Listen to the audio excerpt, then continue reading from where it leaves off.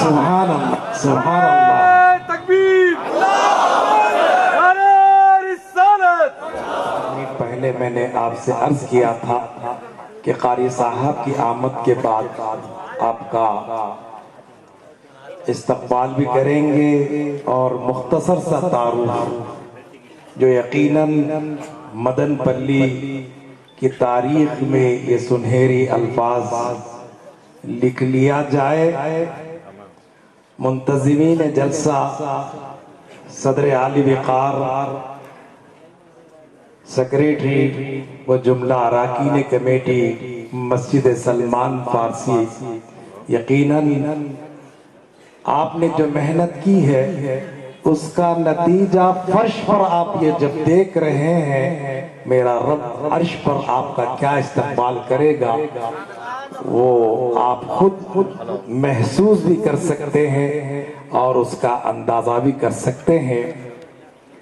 آج ہماری انتہائی خوش بختی و خوش نصیبی ہے کہ ایک ہماگیر علمی شخصیت کو خوش آمدید کہہ رہے ہیں۔ ہمارے دل فرحت و شادمانی کے جذبات سے معمور، ہمارے علم و ادب کے بہت سارے پھولوں کا عطر کشید کیا ہے۔ آپ کی ذات میں مدرسہ بھی ہے اور خانقاہ بھی، علم و ادب کا سکون بھی، تحریک و اجتماعیت کی گرمی محفل بھی، فکر کی تابانی بھی اور انشاء کی درخشانی بھی۔ آپ پیکر اخلاص و محبت، سر چشمہ اخلاق و مروت، منبع علم و حکمت، مرکز سعادت و فطانت ہیں۔ سورت گجرات کی عالم دین، عاشق رسول، مشہور مقرر، شیریں بیاں صفت کے حامل، قوم و ملت کی اصلاح کی فکر لے کر ملک و بیرون ملک دنیا کے گوشے گوشے میں جاتے ہیں۔ آپ کے قدم مبارک شہر گلستان بنگلور میں تشریف لائے، پھر سلمان فارسی مسجد کے جملہ اراکین جامعہ فیض سلیمانی، بہت جستجو کے بعد اسٹیج پر اس وقت جلوہ افروز ہے۔ حضرت قاری صاحب دامت برکاتہم کا تعلق سلسلہ نقشبندیہ سے ہے۔ آپ کے پیر و مرشد شیخ سلیمان مغلیہ دامت برکاتہم ہیں، جو شیخ غلام حبیب صاحب کے خلیفہ ہیں، قاری احمد علی صاحب کے شیخ اور حضرت مولانا پیر ذوالفقار احمد صاحب نقشبندی دامت برکاتہم کو بیک وقت ان کے شیخ نے مسجد نبوی صلی اللہ علیہ وسلم میں خلافت عطا کی۔ قابل ذکر و فخر بات یہ ہے کہ حضرت قاری صاحب دامت برکاتہم کے شیخ سلیمان مغلیہ صاحب دامت برکاتہم نے ایک عالم دین بزرگ شخصیت کے ذریعے قاری صاحب کو فرانس میں بلا کر کہا، میں نے سرکار دو عالم صلی اللہ علیہ وسلم کو خواب میں دیکھا، آپ صلی اللہ علیہ وسلم نے فرمایا کہ تم احمد علی کو اپنا مرید بنا لو اور خلافت سے سرفراز کرو۔ تو اس وقت حضرت قاری صاحب کو خلافت سے نوازا گیا۔ ایسے برگزیدہ صالح اور مصلح شخصیت ہمارے سامنے جلوہ افروز ہے۔ یہ ہمارے لیے باعث صد افتخار ہے کہ حضرت قاری صاحب کے بارے میں بجا طور پر یہ کہا جا سکتا ہے کہ اللہ تبارک و تعالیٰ نے آپ کو علم و عمل، اخلاص و للہیت کے علاوہ قوم و ملت کا درد عطا فرمایا ہے۔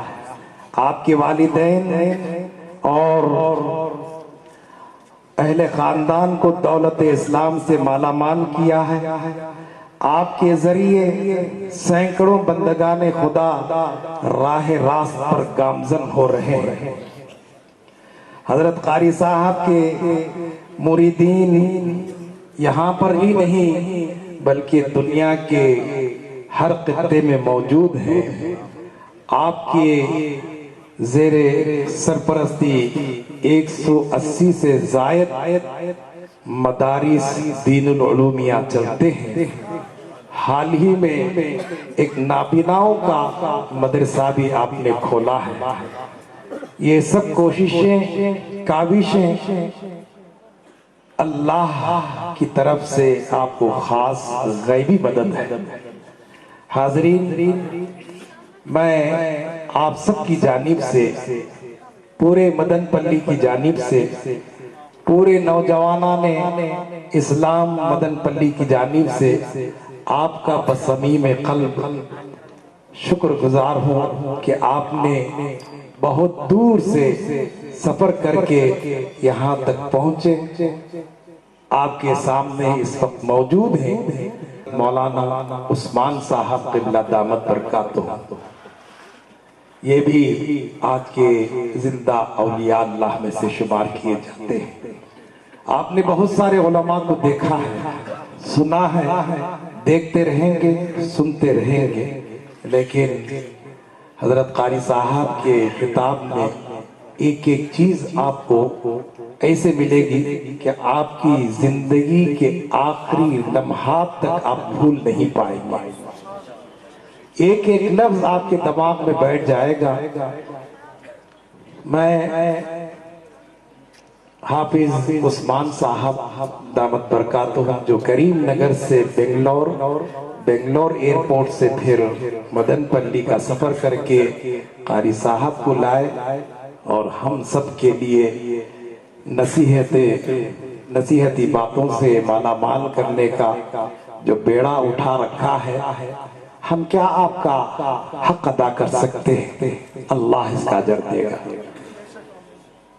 دور دور تک جیسا ہم دعا کرتے ہیں مرنے کے بعد مرحوم کے لیے، یا اللہ تا حد نظر قبر کو وسیع فرما دے۔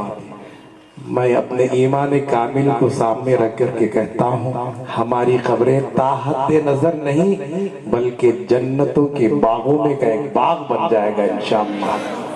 یہاں سے لے کے جہاں تک نظریں میں دیکھ رہا ہوں وہاں تک کلمہ توحید لا الہ الا اللہ محمد الرسول اللہ پڑھنے والا یہ مجمع یقیناً میری آنکھوں سے بڑے درد بھرے آنسو نکل پڑے ہیں کہ قاری صاحب کے بارے میں بہت کچھ کہنا چاہتا تھا، لیکن میری بیکار کی گفتگو سے قاری صاحب کی گفتگو آپ سنیں گے۔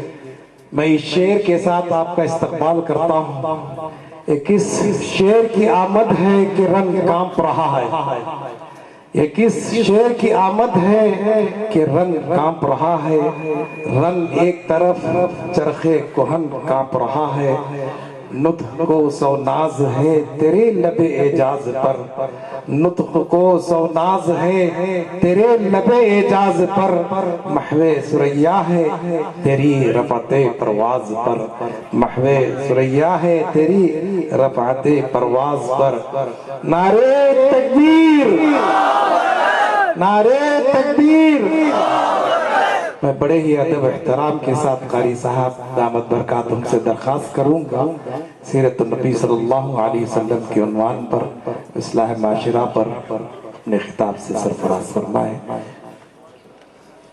الحمدللہ رب العالمین الرحمن الرحیم مالک یوم الدین ایاک نعبد و ایاک نستعین والصلاة والسلام علی سیدنا و شفیعنا و حبیبنا و سندنا و مولانا محمد الذي أرسله الله بالحق بشيرا ونذيرا وداعيا إلى الله بإذنه وسراجا منيرا، وعلى آله وأصحابه الذين آمنوا به وعزروه ونصروه واتبعوا النور الذي أنزل معه، أولئك حزب الله ألا إن حزب الله هم المفلحون. أما بعد، أعوذ بالله من الشيطان الرجيم.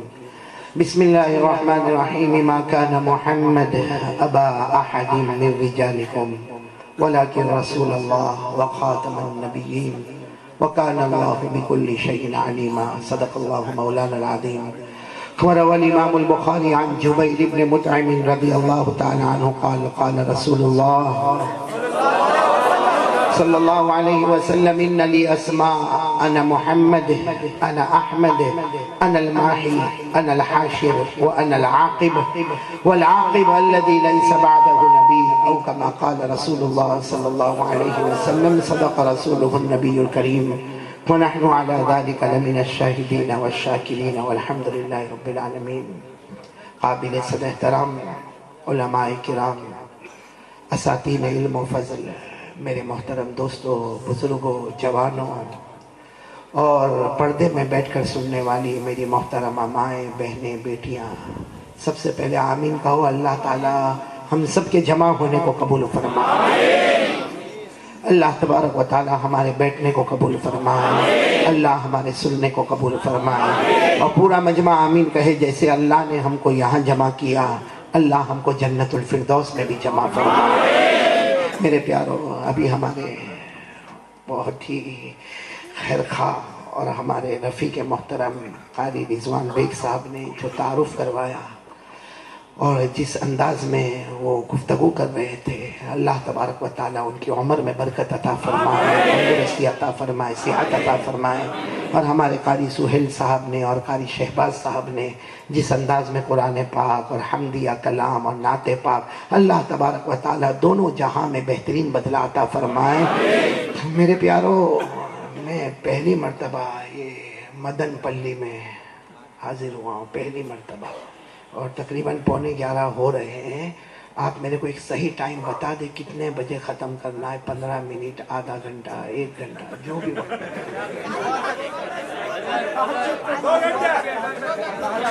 جی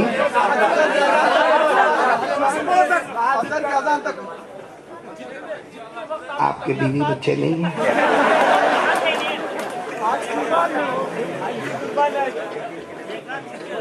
یہ بہت اچھا بھائی، بیوی قربان. خیر میرے پیارو، باتیں کریں گے انشاءاللہ. بولو انشاءاللہ. پہلے آپ لوگ وعدہ کرو گے مجھ سے؟ 2 وعدے کرو.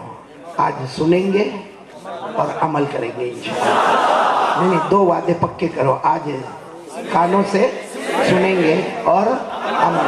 اگر آپ نے یہ وعدہ پکا کر لیا کہ ہم سنیں گے اور عمل کریں گے تو اللہ تعالیٰ بھی 2 وعدے کرتے. بولو سبحان اللہ. ہم تو وعدے میں کبھی آگے پیچھے بھی ہو جائے، مگر اللہ جل جلالہ کبھی آگے پیچھے نہیں ہونے والے. اللہ تبارک و تعالیٰ ہم سے وعدہ کرتے کہ میرا بندہ تو 2 کام کا ارادہ کر لے، ایک سننا اور ایک عمل کرنا. اللہ فرماتے میں 2 انعام دوں گا. نمبر 1، چاہے گا یا نہ چاہے گا موت کے وقت کلمہ نصیب کر دوں گا. اور نمبر 2، بغیر حساب کتاب کے جنت میں پہنچا دوں گا. تو میرے دوستو، ہم کو کرنے 2 کام اور لینے 2 انعام. بولو کرنے 2 کام، سنیں گے اور عمل کریں گے، اور انعام 2 لینے ہیں. موت کے وقت کلمہ، بولو انشاءاللہ، اور بغیر حساب کتاب کے جنت، بولو انشاءاللہ. اور یہ بات میں نہیں کہتا، قرآن میں لکھا ہے. بولو سبحان اللہ. قرآن میں پارہ نمبر 23. بولو پارہ نمبر 23. کھانے سب سنیں گے نہیں انشاءاللہ. جیسے کہ ہمارے قاری سہیل صاحب جب پڑھ رہے تھے نا، قاری سہیل صاحب ہمارے بیٹے ماشاءاللہ، یہ میں صحیح کہتا، اگر یہ ہمارے گجرات کے سٹیج پر ہوتے نا، کہیں بروڑا میں، کہیں احمد آباد میں، کہیں سورت میں، تو پورا مجمع میں دھوم مچ گئی ہوتی اور انعاموں کی برسات اور بارشیں ہوئی ہوتی. لیکن میں نے دیکھا جب یہ پڑھ رہے تھے، آپ لوگ اس طرح بیٹھے تھے جیسے بیوی نے زبردستی دھکے مار کے آپ کو بھی. وہ تو اچھا تھا کہ قاری شہباز کہہ رہے تھے سبحان اللہ سبحان اللہ، تو آپ بولتے گئے، باقی بولے ایسے نہیں آپ لوگ. حالانکہ سبحان اللہ بولنے میں کیا جاتا؟ سبحان اللہ بولنے میں نہ لکھنے کا پرچہ ہے، نہ جیب کا خرچہ ہے، اور آسمانوں پہ چرچا ہی چرچا ہے. اب تو بولو نا سبحان اللہ. تو کتنے کام ہم کو کرنا ہے؟ 1. نمبر 2، کس نے فرمایا؟ اللہ نے کلام پاک میں فرمایا. پارہ نمبر، اللہ نے فرمایا الذین یستمعون القول فیتبعون احسنہ اولئک الذین ہداہم اللہ.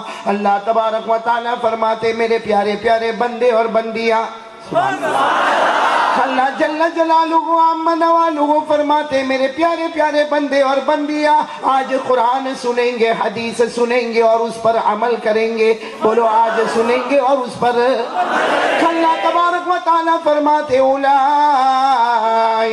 الذین ھداھم اللہ. اللہ تبارک و تعالیٰ فرماتے جو سنیں گے اور عمل کریں گے اللہ فرماتے میں ہدایت کا فیصلہ کروں گا. ایک صحابی دوڑے دوڑے آئے، کہا یا رسول اللہ صلی اللہ علیہ وسلم میرے ماں باپ پر قربان، ہدایت کا کیا مطلب ہے؟ ہمارے نبی پاک صلی اللہ علیہ وسلم نے فرمایا ہدایت کا مطلب یہ ہے چاہے گا یا نہ چاہے گا اللہ موت کے وقت کلمہ نصیب کرے گا، بغیر حساب و کتاب کے جنت کا فیصلہ ہو جائے گا. تو میرے پیارو ہمیں دو کام کرنا ہے، ایک سننا اور ایک عمل کرنا. اللہ سے دو انعام لینا، ایک موت کے وقت کلمہ نصیب ہوگا، بولو انشاءاللہ. اور نمبر دو بغیر حساب و کتاب کے جنت میں جانا، بولو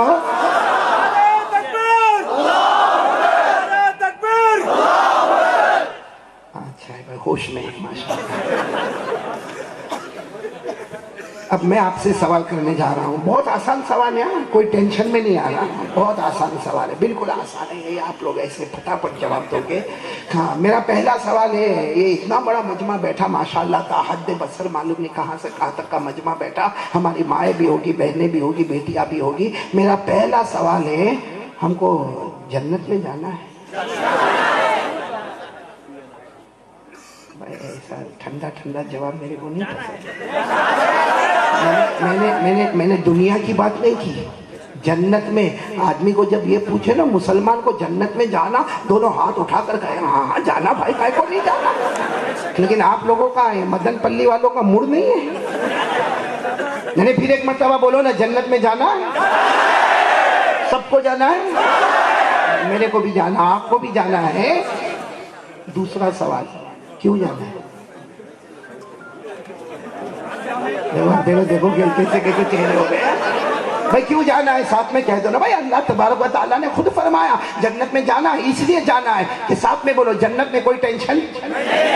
صحیح میں جنت میں بولو نا روٹی کمانے کا ٹینشن، کپڑے کا ٹینشن، مکان کا ٹینشن، ارے میرے پیاروں کاروبار کا ٹینشن، دھندے کا ٹینشن، بزنس کا ٹینشن، دکان کا ٹینشن، بیوی کا ٹینشن.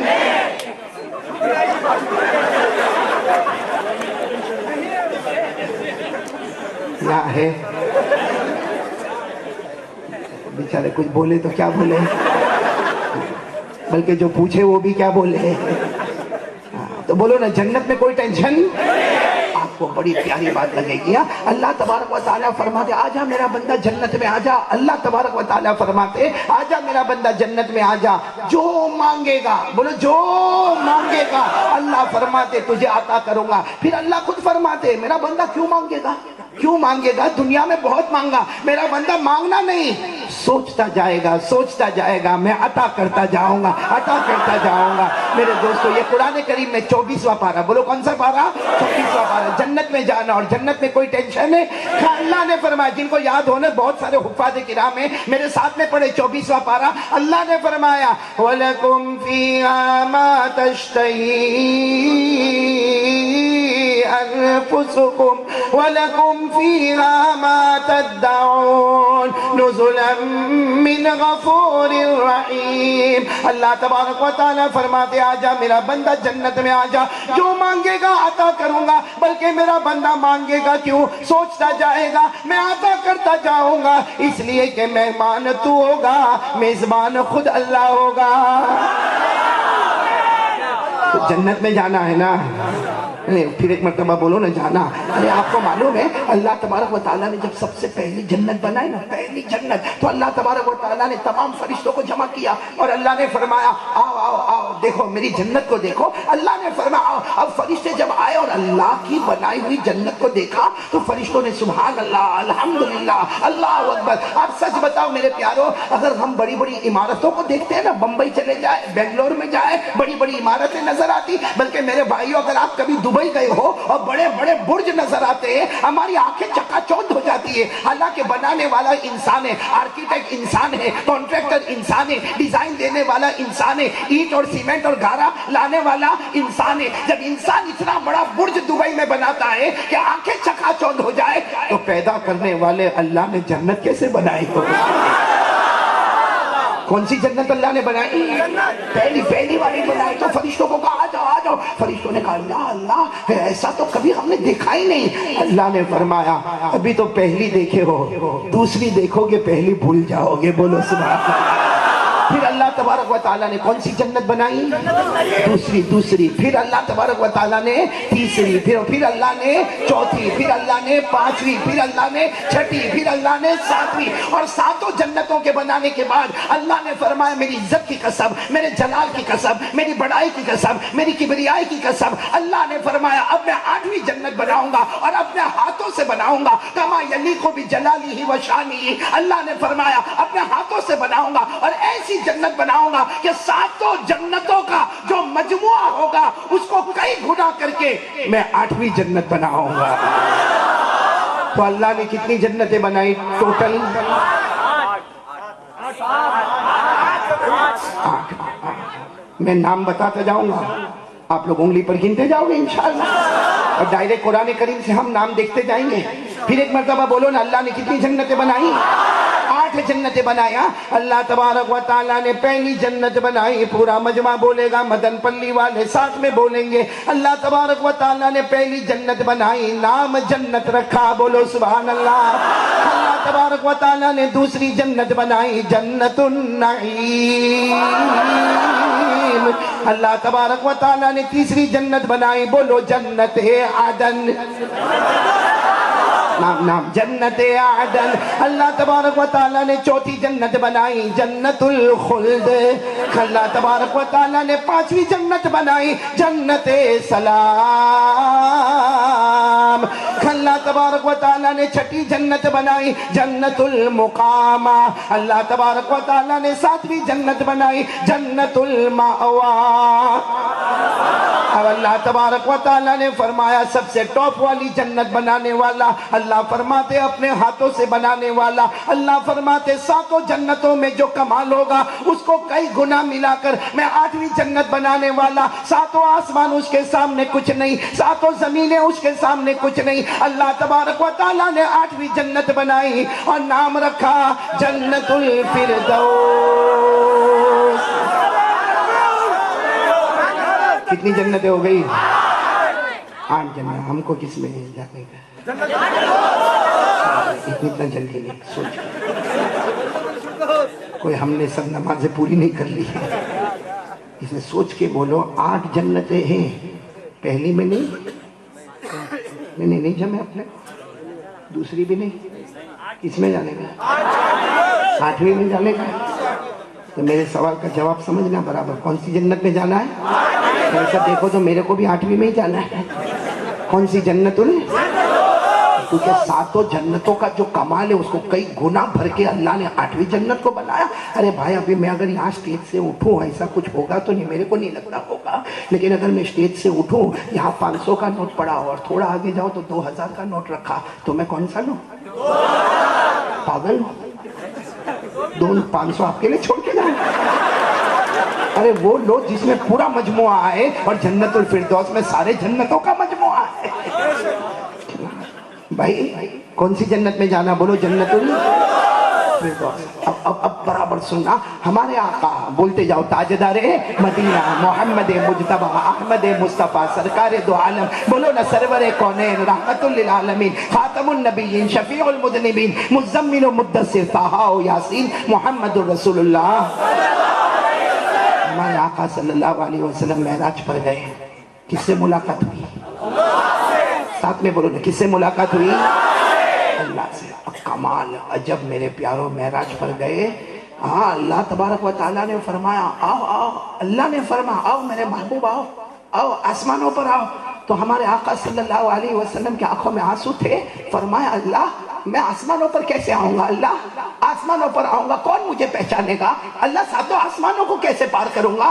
اللہ نے فرمایا میرے مصطفیٰ، میرے مجتبیٰ، میرے مرتضیٰ بے دھڑک آ جاؤ، ہر آسمان پر ایک نبی تمہارا انتظار کر رہا ہے. ہر آسمان پر ایک نبی تمہارا. میں اب آپ کو بتا رہا ہوں جنت الفردوس کے بارے میں سننا نا. پھر ایک مرتبہ بولو ہم کو کون سی جنت میں جانا؟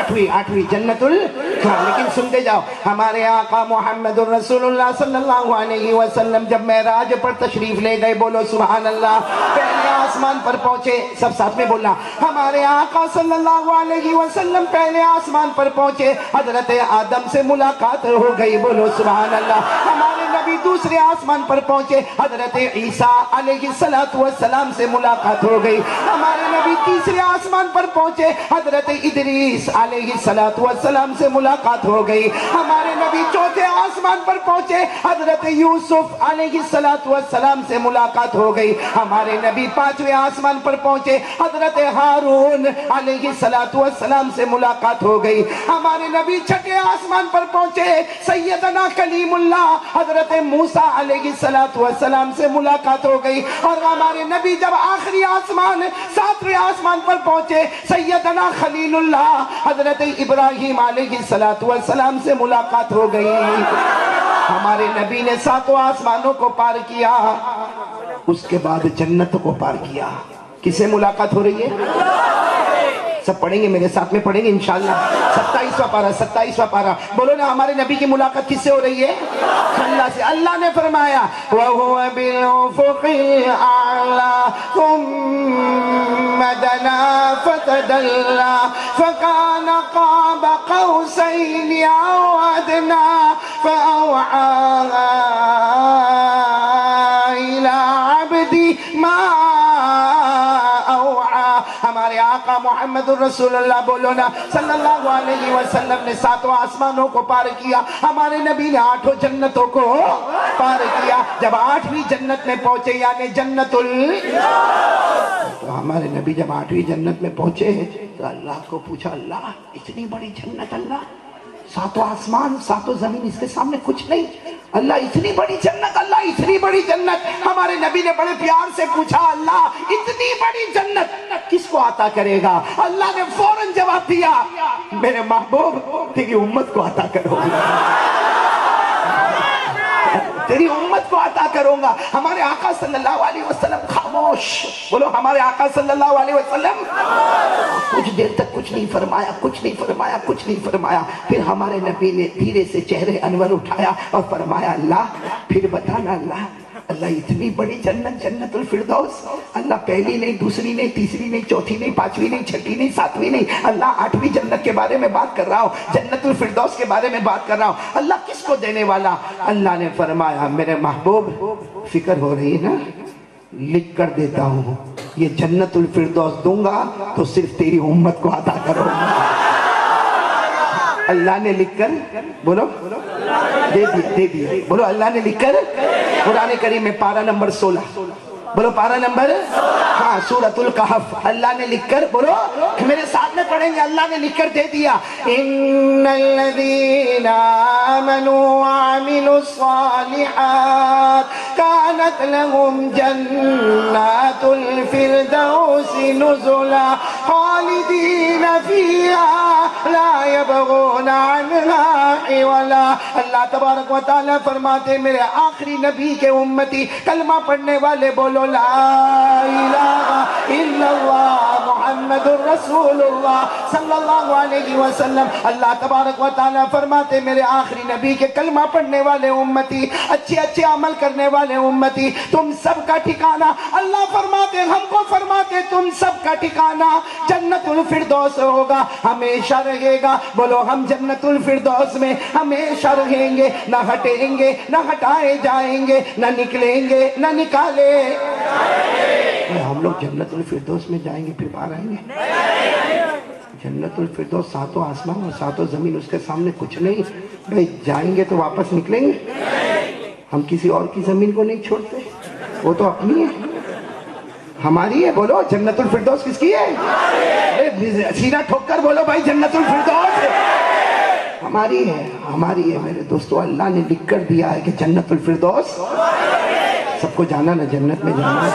آپ کو ایک بات بتاؤں، میں ایک مرتبہ ایک جگہ پر بیان کے لیے گیا، نام نہیں لیتا، قاری رضوان صاحب، بہت سننے جیسی بات ہے۔ میں ایک جگہ بیان کے لیے گیا، معلوم نہیں کتنا مجمع ہوگا، اللہ ہلانے والا، معلوم نہیں 30,000 کے 35,000 کا مجمع، بہت مجمع۔ لیکن آپ لوگ تو ماشاءاللہ سب کرسی پر بیٹھے ہو نا، وہاں ہم نے دیکھا سب لوگ ایسے چٹائی پر اور راستے پر بیٹھے تھے، بڑا مجمع تھا، چٹائی اور راستے پر بیٹھے۔ صرف ایک آدمی کو میں نے دیکھا کونے میں کرسی پر بیٹھا، لیکن پورے بیان میں میرے کو ڈسٹرب کیا اس نے، پورے بیان میں ڈسٹرب کیا، کیونکہ جب میری نظر اس پر آوے، کبھی کھڑے ہو جائے، کبھی بیٹھ جائے، کبھی ایسا کرسی پر بیٹھا بیٹھا رائٹ میں چلے جائے، کبھی لیفٹ میں چلے جائے، کبھی تھوڑا آگے آئے۔ اب میں پورا بیان دیکھتا رہا اور اندر اندر الجھن ہوتی رہی کہ یہ کیوں میرے کو ڈسٹرب کرتا۔ خیر وہ میری جوانی کا دور تھا، میں نے تقریباً 3.5 گھنٹہ بیان کیا۔ کتنے؟ یہاں نہیں کروں گا، ٹینشن نہیں کروں گا۔ 3.5 گھنٹہ بیان کیا وہاں پر میں نے۔ جب 3.5 گھنٹہ بیان، پسینہ پسینہ ہو گیا، میں نے کہا بھائی میں کسی کی ملاقات نہیں کر پاؤں گا، اس لیے کہ اتنے بڑے مجمع کی ملاقات کیسے کروں گا۔ لیکن میں نے کہا او بھائی صاحب، آپ کی ملاقات ضرور کروں گا میں، جہاں دعا ختم ہو آپ آ کے میری ملاقات کر لینا۔ او بھائی اتنا خوش ہو، قاری صاحب مجھے اسٹیج پہ بلا لے۔ آیا تو میں نے کہا کیا طریقہ ہے، پورے بیان میں ڈسٹرب کر رہے تھے، کبھی کھڑے کبھی بیٹھے۔ مجھے کہا قاری صاحب آپ کو تکلیف ہوئی؟ میں نے کہا تکلیف نہیں ہوئی تو کیا ہوا؟ تو مجھے کہتا معاف کرنا، وہ پیشاب بہت زور کا لگا تھا۔ تو میں نے کہا کم وقت لگا تھا تو کر کے آ جاتا، مجھے کہا کو پریشان کیا، کہا قاری صاحب کرنے جاتا، میری کرسی پر کوئی بیٹھتا تو کون اٹھاتا۔ خیر میں نے تو اس سے معافی مانگا، میں نے اس سے معافی مانگی اور اس کو روانہ کیا، لیکن مجھے خیال آیا کہ پیشاب کرنا بھی ٹینشن ہے۔ صحیح بولو نا بھائی، پیشاب کرنا بھی ٹینشن ہے، پاخانہ بھی۔ اسی لیے جنت میں ٹوائلٹ ہی نہیں ہے، جنت میں باتھ روم ہی نہیں ہے، جنت میں واش روم نہیں ہے، جنت میں ریسٹ روم کیوں؟ اس لیے کہ جنت میں نہ پیشاب نہ پاخانہ۔ خود ہمارے نبی نے فرمایا قال رسول اللہ صلی اللہ علیہ وسلم لا یبولون ولا یتغوطون۔ ہمارے آقا تاجدار مدینہ بولو نا محمد الرسول اللہ صلی اللہ علیہ وسلم نے فرمایا جنتی جنت میں جائیں گے، نہ پیشاب کا تقاضا ہوگا نہ پاخانے کا تقاضا ہوگا۔ بولو جنت میں پیشاب بھی نہیں، پاخانہ بھی نہیں۔ ایک صحابی دوڑتے دوڑتے آئے، کہا اللہ کے رسول میرے ماں باپ آپ پر قربان، جنت میں پیشاب